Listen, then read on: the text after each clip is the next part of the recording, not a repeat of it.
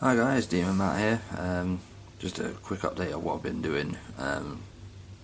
While I've been offline and moving and bits and pieces like that when I've had some time.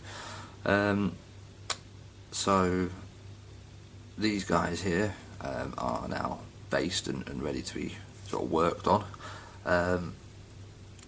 These are some German infantry for obviously Flames of War.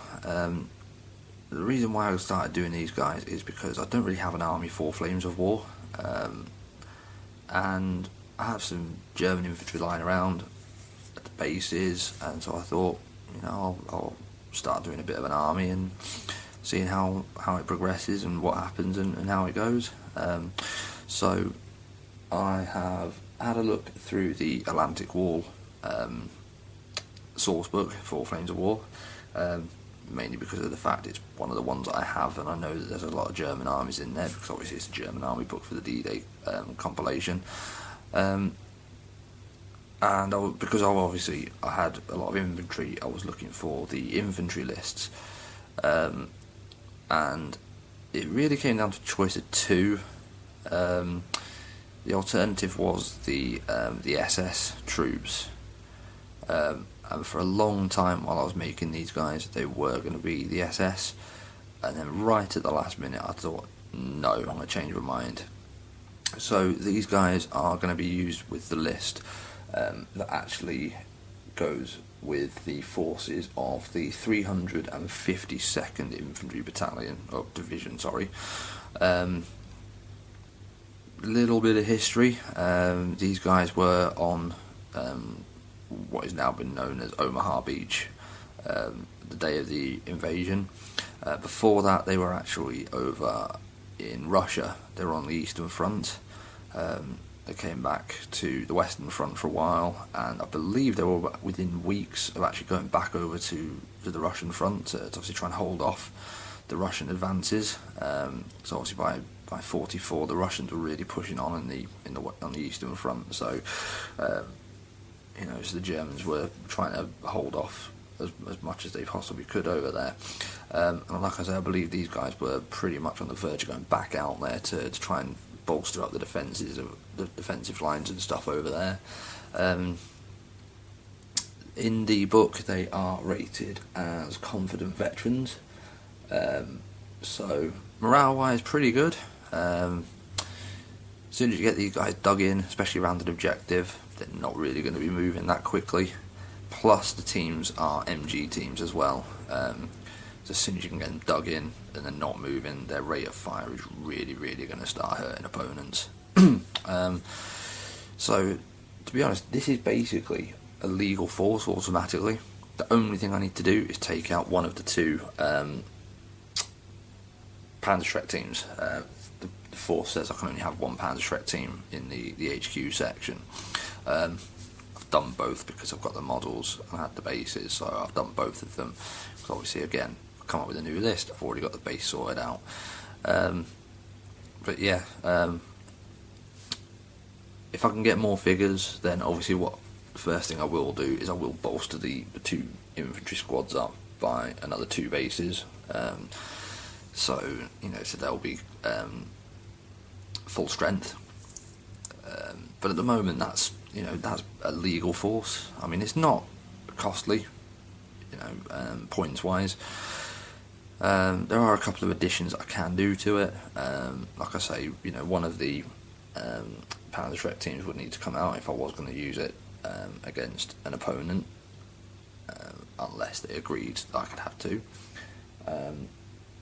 Additions I can get a mortar section for the HQ guys, and because of the army that it is a very specific sort of mortar section, which I haven't got, hence why it's not in here yet. That is a possibility I will be looking into. And then basically, other than that, the only real additions are obviously additional units and bits and pieces like that. But like I say, that ticks all the boxes as a legal force. Like I say, lose one base, get it painted up, and technically I could enter tournaments with it, but I'm not going to, don't worry about that. So that's me Flames of War bits and pieces. Excuse me. Oh, no, it's not. I'll just try and shove those back a little bit, because my fiance, bought me a present, which was fantastic. And they are these guys. Now these are Russian. They are early to mid-war. And these guys are actually, let's focus. These are, I think they're BA6 but they're technically classed as armoured cars, but the size of that's an armoured truck rather than armoured car.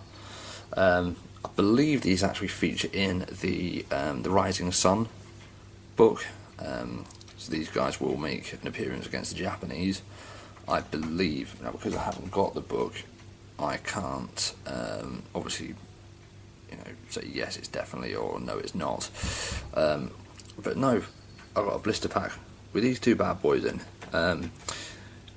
Really simple to put together, really nice to cast as normal. The only thing I need to do now is just put the little neodymium magnet in there for the turret. But yeah, these two came and I'm absolutely chuffed to bits with them. Plus it also gives me an excuse now that I can buy some Soviets, possibly even some Japanese, plus get the new source book, which is a book that I have wanted to get really since it came out, but like I say, moving and sorting bits and pieces out, I've just not had a chance to look into it. Now she's unwittingly given me half an excuse to start looking into it. But yeah, it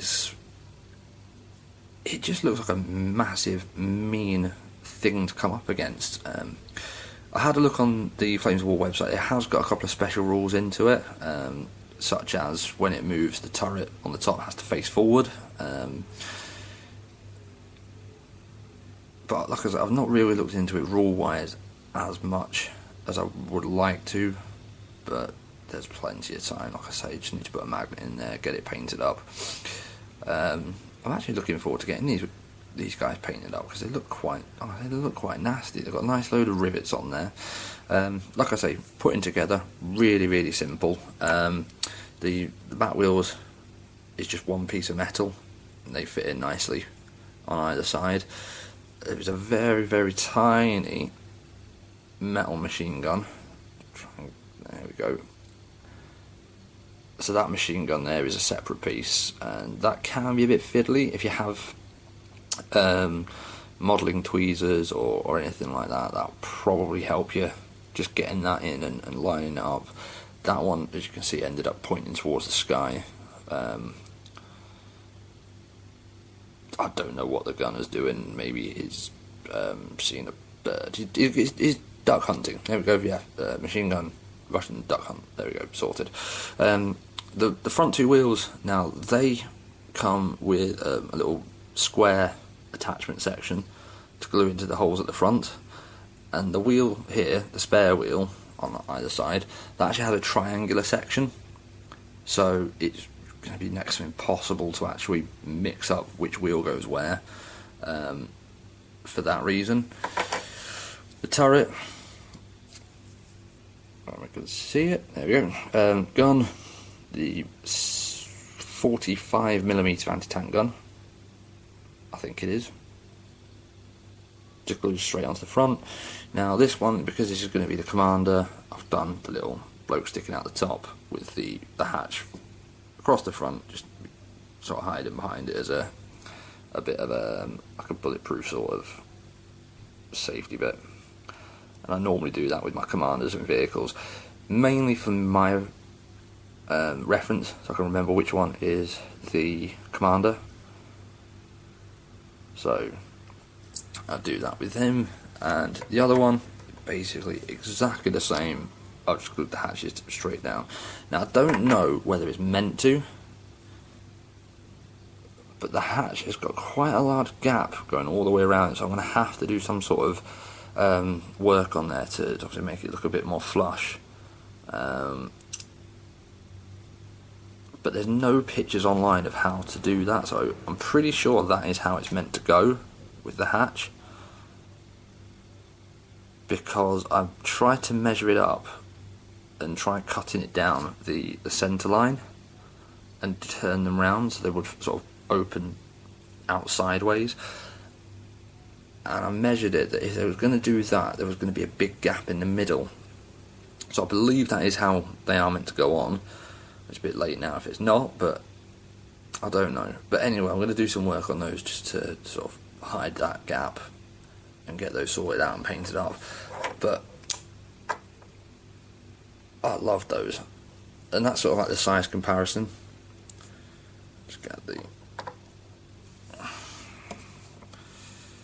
So it is a fairly sort of biggish sort of vehicle. But I'm going to enjoy painting those up. So that's really what I've been doing with Flames of War. There will be other updates and bits and pieces like that, so stay tuned. Thanks for any subscriptions, feel free to subscribe. I'll see you in the next one. Take care, guys. Cheers.